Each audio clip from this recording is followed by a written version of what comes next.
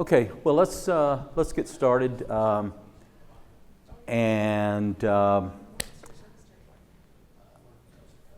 would encourage you to ask questions and to be interactive in this, because with the small group we can have opportunity to take time to ask questions. A little bit of background so that you can know where I'm coming from. I have been in the AV industry for almost 40 years. I went to like the last 37 Infocoms. I'm a speaker at like the last 30 Infocoms. And I had the privilege of being an audio-visual systems integration company owner for 30 plus years until about 3.5 years ago, and sold it. My wife said, you're making a lot of noise around here and you can't play golf every day. And I said, oh yes, I can play golf every day. But I got out and she said, you need to find something that you enjoy doing. So I came back as a consultant, and I have had a lot more fun doing that. Not that being an AV integrator is anything negative. It's just that for me, I spent a lot of time.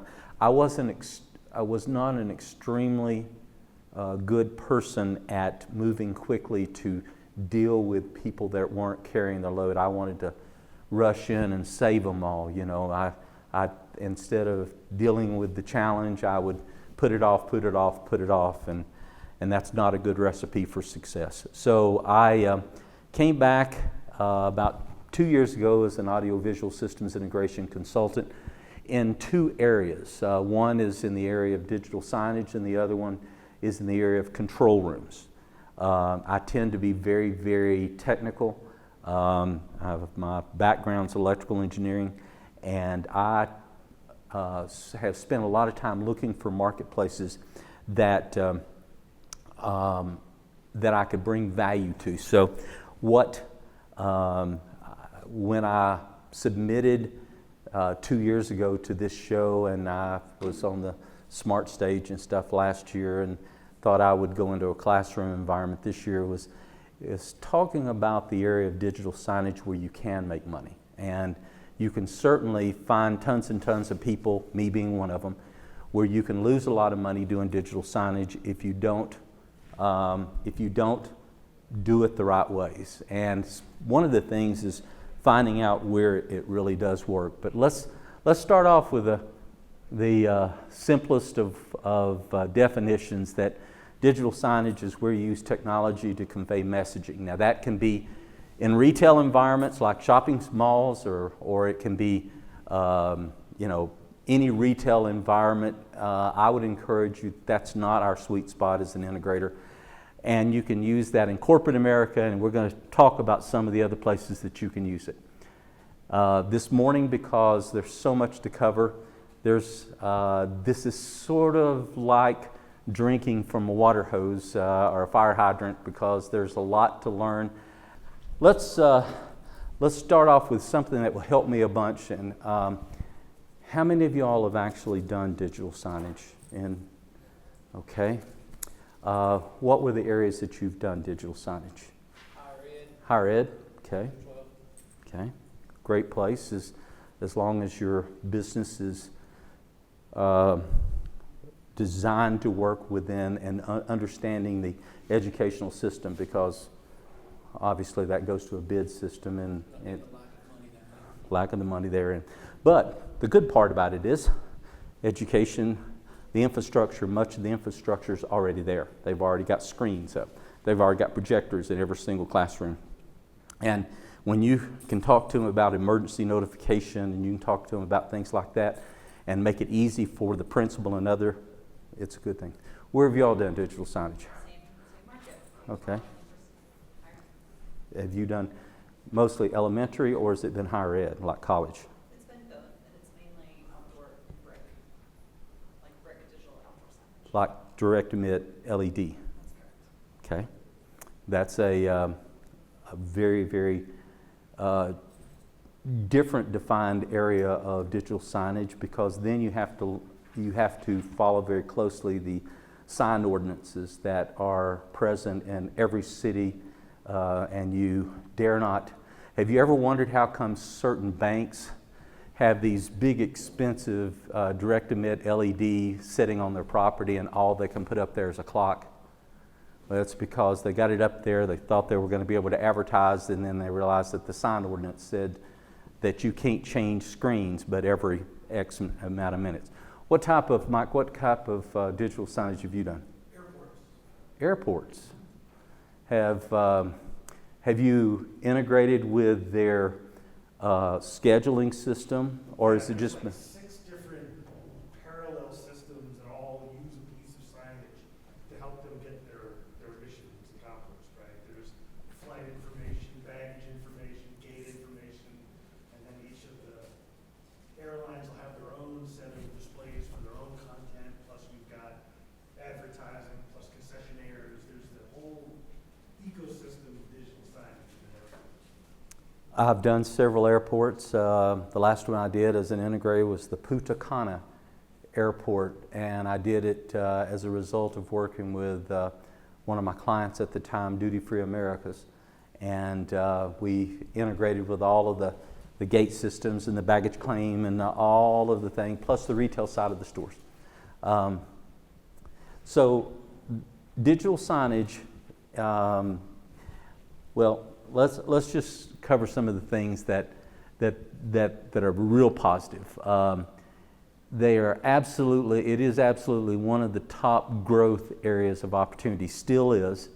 The most recent Infocom study where they did studies of the different verticals, only staging, which was shut down during COVID, had a higher growth environment. You still can't buy a lot of digital signage solutions from Amazon or something, so the margins are great, 30 to 40 to higher percent, mainly because it's what you know, not what you're selling. Recurring revenue, if you're looking for ways of increasing the value proposition of your business, so in the event someday if you ever decided to sell it, or you're trying to make it so that when it is sold that it is going to be worth a lot more, the higher percentage of recurring revenue makes your business worth a lot more. If it's done correctly and it's easy to use, it will grow virally, meaning that once you've got it installed and you have it up and working, you'll get the calls and say, I would like to add this, and this. And it will be a very positive thing that you don't have to go back and do all that heavy lifting. It separates you from other AV and IT integrators. And the reason I say that is because the overwhelming majority of the Infocom world, the commercial integrator, they jumped in there early on and thought that they could do digital signage. They thought they would do it just like they did all other box sales. So it's a meeting room. It's a XYZ, and they did 2 or 3 of them. They lost money, and as a result, a lot of AV integrators who tend to have a long-term memory have abandoned the embracing of digital signage, and so it really does separate you out, separate the integrators out there. It's great for the hybrid workplace. I've done several digital signage environments where you're using, are you familiar with the term hoteling, where they're building smaller and smaller corporate locations so that people come in just 2 or 3 days a week and they don't necessarily have an assigned seat or conference room, and they are using digital signage as a means of directing the people as to where they're going to work that day. The last one is probably the biggest and the most powerful and helpful, in the fact that the digital signage industry is a mature industry. It meaning that 25 years ago, when I did my first major rollout, which was Office Depot, we did 100 plus, I had a commitment for 100 plus stores, and I was so excited. I was going to have have a big billboard type of experience, and as it turned out, the CMS, content management software, the digital signage software package, it said on their promotion sheet that it would do this, this, this, and this. And as it turned out, it didn't do all of those things. I sold it to the customer. I ended up having to buy hire a C++ programmer to finish up the package to make that installation work. Very, very painful, was not that profitable in the first 100 stores. What it did get me was notoriety, but the reality is that's not a problem anymore. A flat panel, as long as you're buying it for the environment of commercial 24/7 environment, they work. Projectors are now laser based, and they can work in a 24/7 environment without the bulb challenges that existed of many years ago. But the software, most importantly, they all do very, very similar things, and they all do what they say to a large degree. There's very few of them out there. There are lots of moving parts within the world of digital signage. And I don't want to, be negative relative to showing you that part of I don't know if maybe you all have never had to do this. As a father of 4, I put many a bicycle together late on Christmas Eve night, only to realize there was more moving parts than I ever figured out that was possible. And digital signage, regretfully, most of the people that tried digital signage in the early years, they didn't realize that it included all of these parts, and as a result, they didn't account for them in their bid or their value proposal, and as a result, they didn't make the money. But the very first thing to make it work in digital signage is to not start off the process of saying, how many screens do you want? How big of screens do you want? That's not the place you start. You start off with, okay, if you're going to consider digital signage, can you help me to identify your return on investment that you want to accomplish, your return on objective, or your return on attention? And if a organization cannot identify one of those 3 that you can be a problem solver for them, then you would best tell that customer that this is not the best time, because just throwing money after buying screens and digital signage doing nothing for you doesn't help. It does require that you understand that the ongoing support of hardware and software. I remember the first casino that I did. Have y'all ever sold a flat panel, and the flat panel comes with a 3-year warranty, or it comes with some other long warranty, and you're thinking, this is really great? What you don't read is the small print. About, like, for instance, if you sell a flat panel, and if it is not retrievable at eye level, then, like easy retractable and stuff like that, you as the integrator have to go back and take it down off the wall. Well, in casino environments, very few of the flat panels were placed on the wall. They were part of fixtures that were 30, 40, 50 feet off the ground and made into all sorts. And when something went wrong, the integrator, you found yourself back in a position of liability of removing those pieces of hardware. And so I just encourage you to recognize that the need for the right hardware, understanding the warranty. The software side of things, most of people that have done digital signage as an integrator, they never, ever considered themselves to be in the content business. But in reality, no matter how many times that I did digital signage and everything from corporate environment or manufacturing, it always proved to be true. You'd start the very first day, you talk to HR and you say, okay, what are one of the most important things that digital signage can do for you? And they would say, well, every fall of the year, we have benefits sign up. We'd like a way to notify our people that's coming and how to make appointments, and those things all make sense. And you say, okay, will you start working on that piece of content right now so that when we get your signs in place in June, July, that come September, that content will be ready to go. So you go back after you've accomplished your part A, B, and C, and you ask them about their content being ready. Oh, we're going to get after that. We haven't got that done.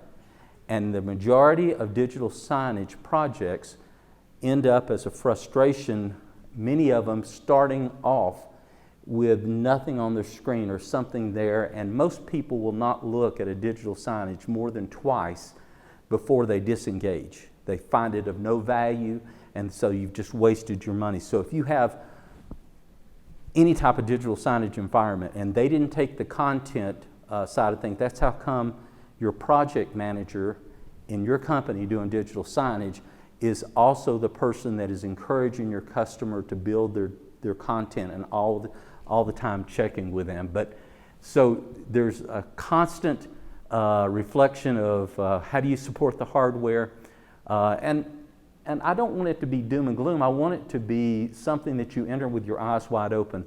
The software, it's not like it was 15 or 20 years ago where they do software updates, or Microsoft would update their operating system. You get the famous blue screen of death. Now, most of the digital software packages are cloud-based, and they simply they don't have challenges. It is a consultative sale, not a transactional sale. That's how come you can get the better margins for it. Digital signages, they have certain things in common. Really, really good for making announcements and things of that nature. But they are, they're not a transactional sale that every one of them are alike. It's not like putting in 15 or 20 or 100 Zoom rooms or Teams rooms. It is, everything has a unique environment. And by the way, that is one of the greatest applications for the use of existing resources. All of these small meeting rooms that have one flat panel and things, maybe they have a click share in there, or maybe they have something that's helping them, is to integrate that with digital signage. In fact, you can run digital signage on the click share platform or on many of the content sharing platforms out there and run digital signage on top of that. But the IT side of things is also critical in the fact that you want to get to the IT discussion as soon as possible, because you don't want that discussion of being not on my network, if you've ever had that happen. So you do want to bring in the IT as quickly as possible and talk to them about content creation. And if you do have, and there are so many great companies now that do content. There are even companies now that will do content management. My oldest son is an engineer with an AV integration company, and they've put together a very profitable business of doing nothing but taking and doing the software updates. They'll send my son birthday announcements and recognitions and stuff at the end of the month for what this next one's going to be, and he'll log into their system remotely and charge them 2 or 3 hours of his time to do something that takes very little time to do. So the real key is to learn what questions to ask, and we'll talk about that in just a minute. It's learning, why a person would want to do digital signage in the first place. When you are putting together a digital signage success team within the company, there is always this challenge where a salesperson will get all and fired up, see the opportunity within digital signage. They'll bring it back to their company, and they've got an engineer who they are intimidated, not because they're not smart, but because they haven't been given an opportunity to know what software to recommend. So it's a real challenge. We were talking about this earlier about picking the right software package. There's over 200. There used to be over 600. Now they've consolidated down to over 200 digital signage content management software packages that now you don't need but 2 or 3. And the number one question that you should ask with any ones of these, and it's not my goal in here to recommend to you which one of the content management software packages is the best. I will just tell you that many of them, especially on the retail side of things, they sell direct. They sell directly to the end user, and they will go around you. That is not your friend. That is not going to help you to make money selling digital signage. You need to ask the question with any of the content management software packages, how do you go to market? You need to ask them for a demonstration. If their user interface looks like it was born back 15, 20 years ago, your customer's not going to like it either. A PM working in this environment is oftentimes frustrated because they're not used to content going onto the screen being a critical part that they are helping to keep in line. So the project manager needs to understand timelines and expectations. The sales team needs to understand that they're working essentially on an insurance salesperson's model. And that is that they don't make that huge commission sale off of a single box or two, like yes, they may sell a direct-emit LED or something and make money off that, but the majority of the money in digital signage is made on recurring revenue and going every single month or every single year with the recurring revenue part and being able to enjoy that recurring revenue for many, many years to go. There are many companies out there that do nothing but content creation for digital signage, and you don't have to, and they're very specialized. For instance, when I do a casino, there are digital signage content creation companies that do content just for casinos. I would encourage you to embrace and ask that company to blend you into their profit model so that as they sell new content, you get something for that. Service team, it's one thing to have a meeting room down. It's another thing to have digital signage down in especially a place where it's in high traffic areas, and whether it be medical or whether it be houses of worship or whether it be education. So the service team needs to be recognizing how to write a service contract for that. So let's talk about where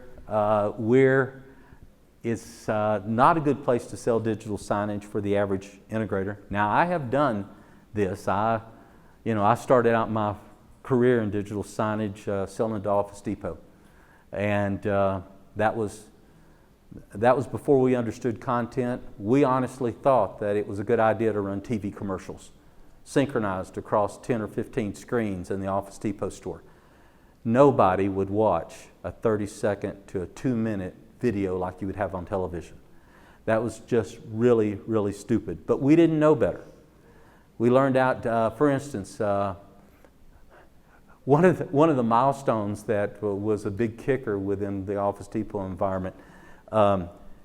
Do you know what several years ago, but do you know what their number one most profitable item was in the Office Depot world?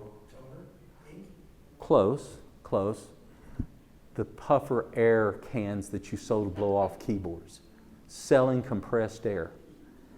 We would put that on the digital signage, increase the volume of that things, and it was amazing how much profit margin those little bottles of air meant. But digital signage in the area of retail. The reason that, let me just give you a few reasons that doing it in the retail world is tough. First off, general installations in the retail world is generally done between 11 o'clock at night and 5 or 6 o'clock a.m. in the morning. You generally have to hire your own security guards. You generally have to have all of your stuff cleaned up the next day. So every single day, you're starting over again. And undoubtedly, in the retail environment, they always wanted you to run it off of a wireless network. And wireless digital signage is not a good idea. So I'm going to start off with suggesting to you that the number one place for an integrator to find great digital signage opportunities is within the corporate environment. Generally making the call to HR is a really great place to start, because they have for years struggled with communication with their employees. Education, you've already mentioned, is a good place. Tends to be a little bit lower margin there because they're somewhat competitive and they obviously shop you, but on the flip side, education generally has the hardware in place, and so you're bringing to them a solution, mainly integration with emergency notification systems, that they really, really like. The one that I like the most on that entire page that for the last 10 years has been the majority of my digital signage projects has been associated with manufacturing. Manufacturing is generally not called on by AV integrators. And even if you don't have a heavy concentration of manufacturing within your area, they are still around you. And whether it be a small plant or a multi-location plant, they all have similar things. One is safety as a real key factor. You can talk to their plant manager and they will emphasize to you how much safety is important. If they're unionized, there's an extremely powerful selling strategy for you to talk to the plant manager in conjunction with the union manager, and it's amazing how far you will get with saying, we can give you a platform that the union can, at the top of every hour, can put in a 30-second slide that talks about the upcoming new jobs that are available, to bid on. The biggest manufacturer that I did was with a company called Gerdau Ameristeel. They are a Brazilian-based company that produces steel. I don't know individually your all's area of weather.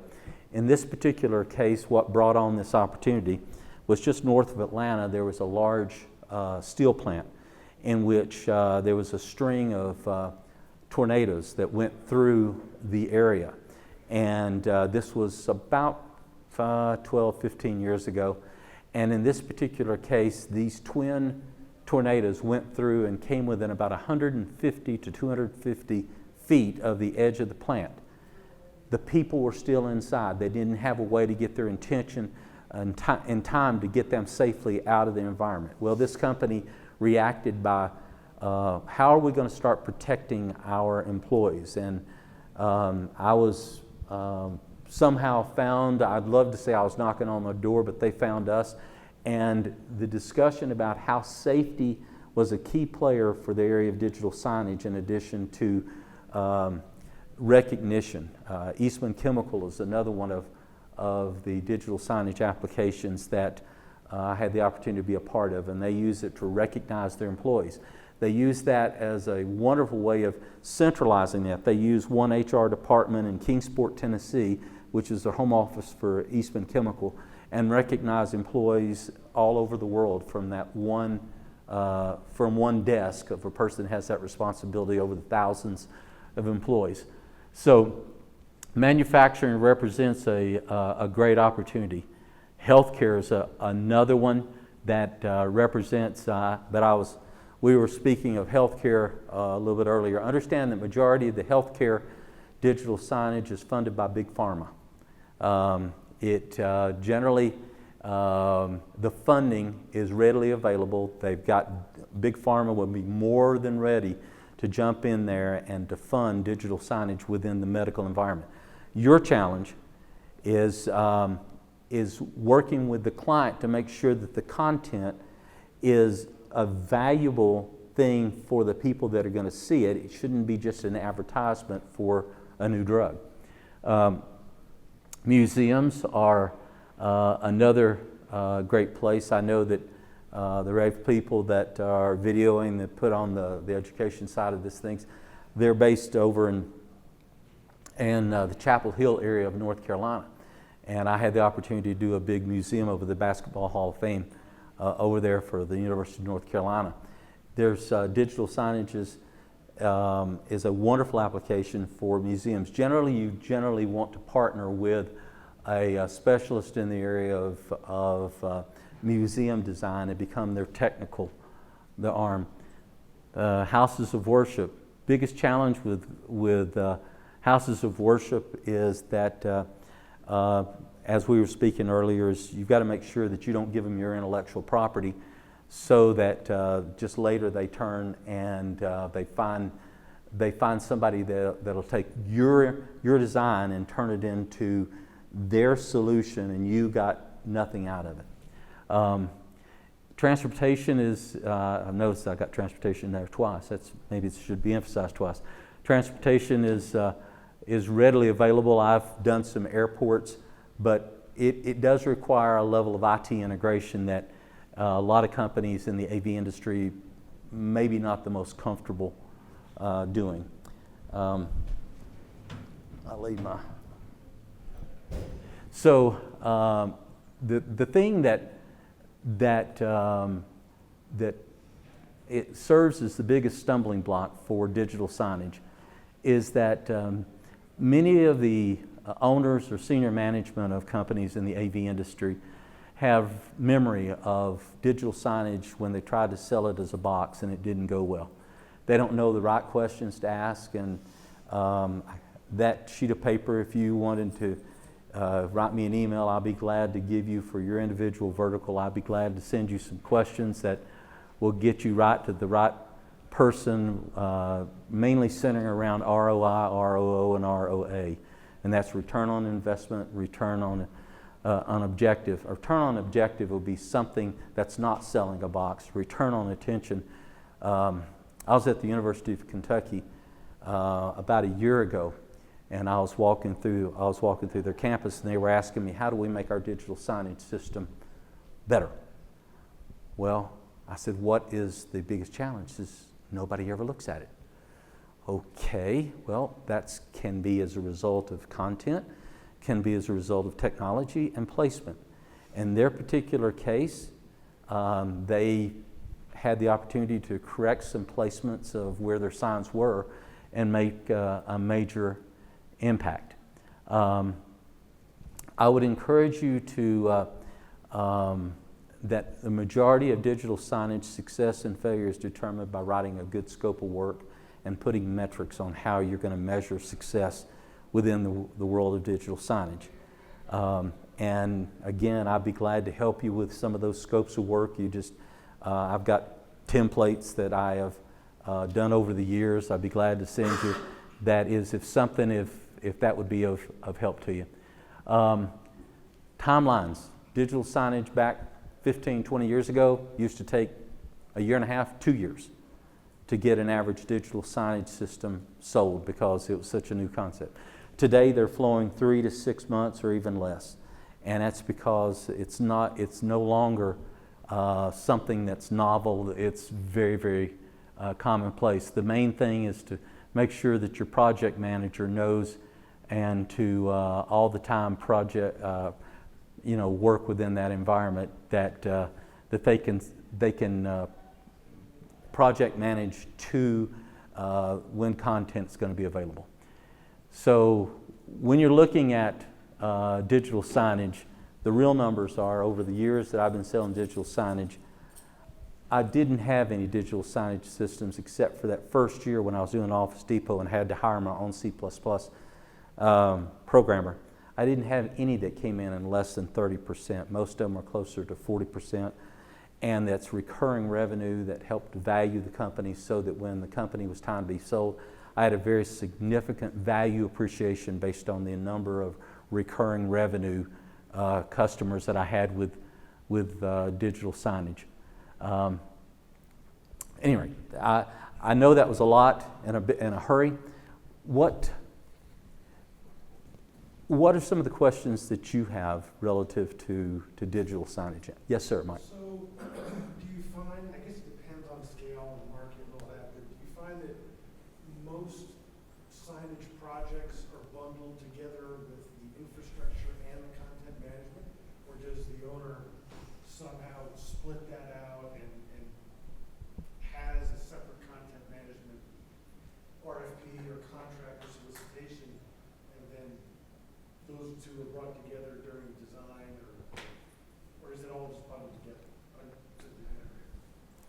Thank you for the question. It's a really great question.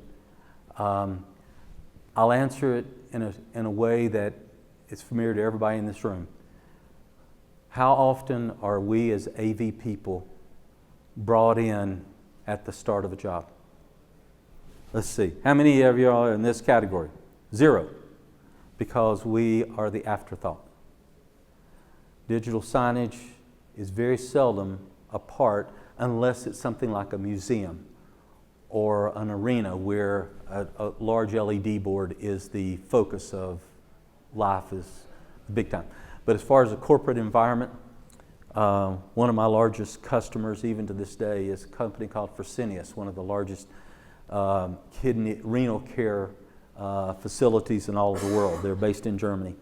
And we did digital signage in there. This company had been around forever and ever, amen. And digital signage 10 years ago to them was like a child with new candy. It was like, we never thought of this before. We never, it was all of a sudden we've got a new blinky light, a new sparkly thing. So more often than not, my opinion is that digital signage is regretfully not included in the initial bid package of building a building or building a facility. I've worked with several architects to increase that a little bit, but even architects, they don't think. Architects to a large degree, they're very, very smart people, but they don't know jack about digital signage.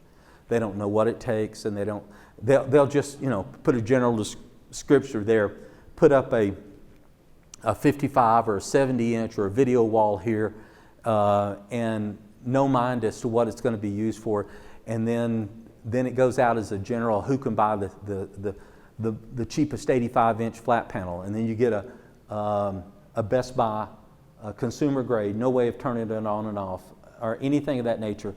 So I would suggest to you it's an afterthought. And the person that I start with almost all corporate manufacturing environment is I start with the HR department, because they're the ones that are bleeding the most. They need the most help, and they're the ones that they generally have the ear of the plant manager or the person in charge. And so their idea of bringing up digital signage as a means of making HR communications better is a welcome fresh breath, but very seldom is it done up front. Other questions? There's there's so few AV integrators doing digital signage that for an AV integrator today to rejuvenate or add to their business with digital signage, it is absolutely, you are an exception to the rule rather than the rule. So, do you have a question? So, if you were to start today, where would you focus your attention? In what vertical? 2, corporate and manufacturing. Probably more in manufacturing than I would in corporate, because corporate you have IT departments. You all seen the same trend. Many years ago, dark moons ago, there used to be people within organizations called AV people, right? Now they're called IT people that have an AV hat on, right? So as a result, you've got a strong emphasis of IT. It tends to be easier to work, in my opinion, my experience, with IT people under the manufacturing hat than it does corporate America. Obviously, everybody's concerned with security. Almost all of the digital signage software packages are cloud-based, not premise-based, and that's what you call them when they're on site. Now, there are a few of them out there, like, for instance, one of my larger customers called Cardinal Glass. They have what is called a hybrid system. They've got local SQL-based servers that are in plant that they don't want to put it in the cloud, and they've got people managing content from the home office that's going through the cloud. So we had to build, and there's only a few digital signage software packages that can do both. But if I had to start over again, I'd start off in corporate and I'd start off in manufacturing. That's what? Yes, sir. Do you find it's a hard argument with customers to recommend on-premise solutions, especially if they have a high operational tempo and criticality of operations like a manufacturing or, transportation hubs, things like that? Are you saying do they push back on a premise solution? Yeah, because obviously the upfront costs are higher. Yes. Again, I backstep it 15 years ago, and just the mere mention of putting everything in the cloud scared everybody to death. Now you walk here 15 years now and you say your solution's not in the cloud. I mean, because even the most stringent of people have migrated to the majority of their stuff is in the cloud. Zoom, Teams. Sir? Zoom, Teams, everything's in the cloud. People's used to working with it. Yes, sir. So, yes, I think that the infrastructure environment is, having it on premise is considerably more. The infrastructure of a digital signage system is generally a player, either Linux or Windows, some player that's behind a monitor or monitors or video wall or something of that nature, and running a software package that's in the cloud and content that's being flushed in by people that are a part of that system. And most of them, one of the things that you'll find that'll occur often is they'll say, well, Tim over here, it's okay for him to post stuff about this, but it's not okay for him to have access to this, this, and this. But if they're on the same screen, can your software package handle, by login, single sign-on, can it handle the different layers, which is no different than some of the requirements for other IT packages. HR, the director of HR has access to everything that's on the system, where somebody out there in Department C, they only got access to one thing. Well, it's no different in digital signage, but it's a really big deal. Sure. But premise, yeah, it's a pushback. 15 years ago, that's all they wanted is premise. We don't want to go to cloud. Today, everybody, if you're not doing cloud, whatever. You brought up the question. There's the number one, and this is not an advertisement, this is just to illustrate a point. The number one selling digital signage player in the whole world is a little purple box called BrightSign. Okay? How did they get there? They got there because they recognized that if they tried to become within themselves, both hardware and software, they'd only be this big. But by making a little box that could play this over 200 or 300 different software manufacturers on their little purple box, then they could become a part of the solution around the world for lots and lots of people. That doesn't mean that BrightSign doesn't have a digital signage content management software package. That means that they do not mean it to be an enterprise level solution. They're targeted after small premise things when you're using their software.